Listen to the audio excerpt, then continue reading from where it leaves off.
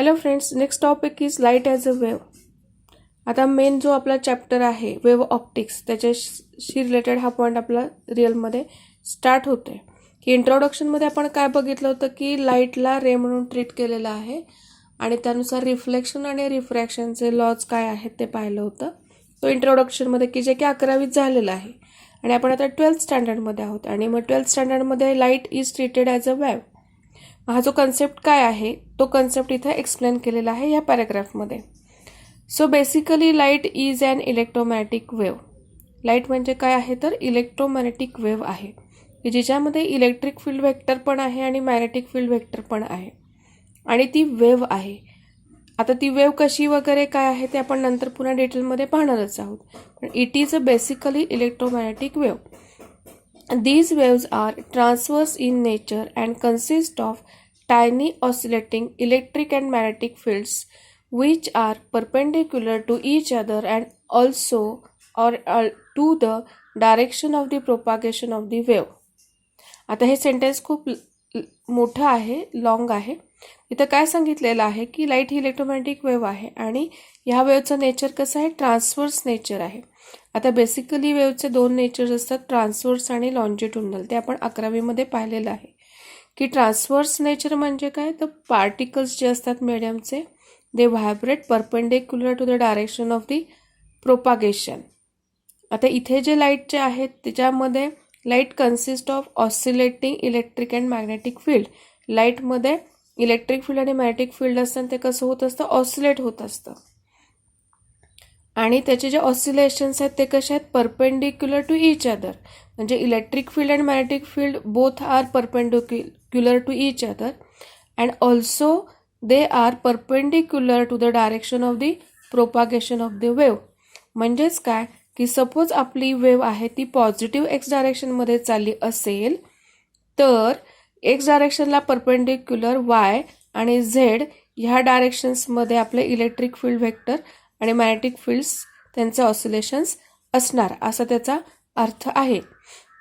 So these wave do not require any material medium for the propagation and can even travel through the vacuum.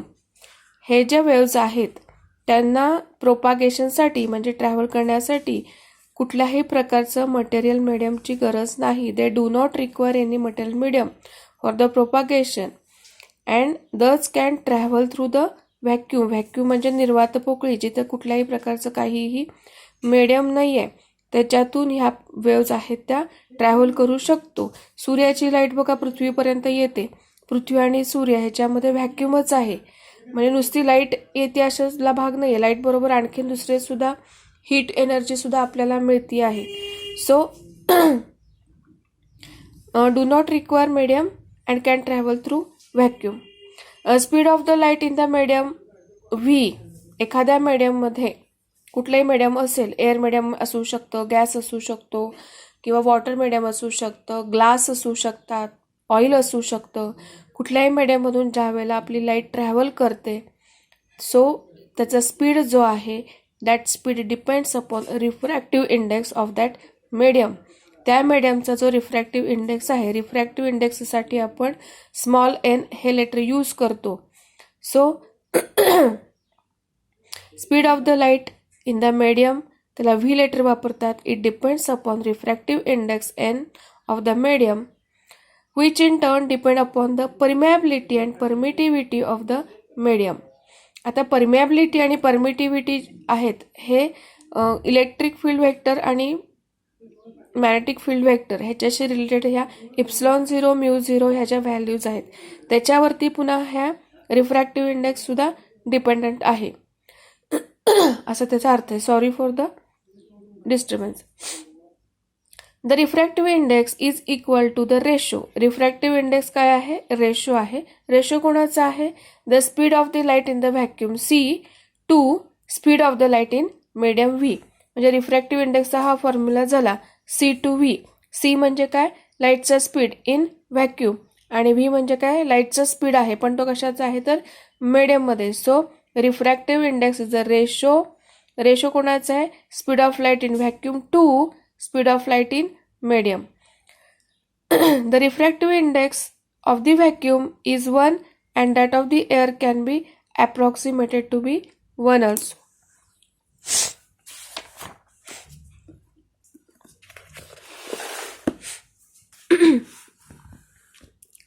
The electromagnetic waves can have wavelengths ranging from very small or smaller than, बघा इथं काय unit दिलेलं आहे, फेम्टोमीटर आहे, हा ह्याचं नाव आहे ते फेम्टोमीटर आहे. सो इलेक्ट्रोमॅग्नेटिक वेव्हची रेंज आहे, त्या रेंजमध्ये वेवलेंथची रेंज काय आहे, फेम्टोमीटर आहे, म्हणजेच त्याची किती आहे बघा 10⁻⁻15 मीटर. सगळ्यात स्मॉलेस्ट किंवा स्मॉलर आहे, ह्याच्यापेक्षाही स्मॉलर असू शकतात. त्यापासून टू व्हेरी लार्ज म्हणजे स्मॉलर टू लार्जर वन. सगळ्यात लार्जर दॅन म्हणजे किती आहे तर किलोमीटरपेक्षा पण जास्त असू शकतात वेवलेंथ्स. किलोमीटर म्हणजे बघा केवढी मोठी वेवलेंथ आली, ती एवढी मोठी वेव आहे. In order of increasing wavelength, जर आपण इन्क्रीजिंग वेवलेंथनी ऑर्गनाइज केली, अरेंज केली, तर the waves are classified as gamma rays, X rays, UV rays, visible, then infrared, microwave and radio waves. बघा इन्क्रीजिंग वेवलेंथ्स आहेत, वेवलेंथ इन्क्रीज होत आहेत. म्हणजे गॅमा रेजची वेवलेंथ सगळ्यात कमी आणि सगळ्यात जास्त वेवलेंथ कोणाची आहे तर रेडिओ वेव्हची. म्हणजेच इथं फ्रिक्वेन्सी जास्त आली, कारण वेवलेंथ आणि फ्रिक्वेन्सी इन्व्हर्स प्रपोर्शन आहे. Lower wavelength means high frequency आणि higher wavelength means lower frequency. So gamma rays, X rays, UV, visible, infrared, microwave and radio waves increasing order of the wavelength आहे. त्यातला जर आपण आपला visible spectrum जो आपल्याला दिसतो रेड टू व्हायलेट तो जर घेतला तर visible light compressed of wavelengths in the 400 to 700 nanometre range. Visible लाईटची रेंज किती आहे 400 nanometre to 700 nanometre. Waves of the different wavelengths in the visible range are perceived by our eyes as different colors. बघा इथं काय सांगितलेलं आहे की different वेवलेंथच्या ज्या वेव्स आहेत व्हिजिबल रेंजमधल्या त्या आपण का पाहू शकतो आपल्या डोळ्यांनी, आणि त्यांचं त्याच्यामुळे आपल्याला वेगवेगळे कलर्स दिसतात. म्हणजेच काय की different wavelengths corresponds to different colours असा आपण त्याचा अर्थ घेऊ शकतो. त्यापैकी violet having the shortest and red having the longest wavelength. म्हणजे 400 नॅनोमीटरच्या आसपास व्हायलेट कलरची वेवलेंथ आहे आणि 700 नॅनोमीटरच्या आसपास आहे ती रेड कलरची वेवलेंथ आहे. White light is a mixture of waves of different wavelengths. हे तर आपल्या सर्वांनाच माहीत आहे. व्हाईट लाईट जे आहे it is a mixture of different wavelengths. The refractive index of the medium depends on wavelength used. Wavelength कुठली यूज केलेली आहे त्यानुसार त्या मीडियमचा रिफ्रॅक्टिव्ह इंडेक्स डिपेंड्स असतो. बिकॉज ऑफ दिस म्हणजे ह्या कारणामुळं की एखाद्या मीडियमचा रिफ्रॅक्टिव्ह इंडेक्स वेवलेंथवरती डिपेंडंट असतो. ह्या कारणामुळे for the same angle of incidence the angle of refraction is different for different colors, and therefore the colors present in the white light get separated on passing through transparent medium. म्हणजे एखादा रे आहे तो white लाईटचा रे आहे, पण white लाईटमध्ये वेगवेगळ्या wavelengths असतात, डिफरंट वेवलेंथ्स असतात. असा व्हाईट लाईटचा रे आहे तो इन्सिडेंट झाला आहे एखाद्या मीडियमच्या बाउंड्रीवरती. इथं एक मीडियम आहे, इथं वेगळं मीडियम आहे. ह्या मीडियमच्या इंटरफेसवरती व्हाईट लाईटचा रे काय हो झाला आहे इन्सिडेंट झालेला आहे. पण व्हाईट लाईटमध्ये वेगवेगळ्या वेवलेंथ्स आहेत. हे दुसरा मीडियम आहे. सेकंड मीडियमचा रिफ्रॅक्टिव्ह इंडेक्स वेवलेंथनुसार बदलणार, मग वेगवेगळ्या वेवलेंथ वेगवेगळ्या अँगलने रिफ्रॅक्ट होणार. त्यामुळं सेकंड मीडियममध्ये आपल्याला काय दिसणार स्पेक्ट्रम दिसणार किंवा इव्हन रेनबो पण आपल्याला दिसतो. त्याच्या मागचं कारण हेच आहे की व्हाईट लाईटमध्ये वेगवेगळ्या वेवलेंथ्स आहेत आणि सेम जरी मीडियम असेल तरी डिफरंट वेवलेंथमुळं रिफ्रॅक्शन अँगल ऑफ रिफ्रॅक्शन पण डिफरंट असतो आणि वी गॉट द स्पेक्ट्रम. मी हे वाक्य परत रिपीट करते. The refractive index of the medium depends upon wavelength used, and because of this, for the same angle of incidence, angle of refraction is different for different colors. म्हणजे angle of incidence तोच आहे, पण angle of refraction हा वेगवेगळ्या कलरसाठी वेगवेगळा असतो.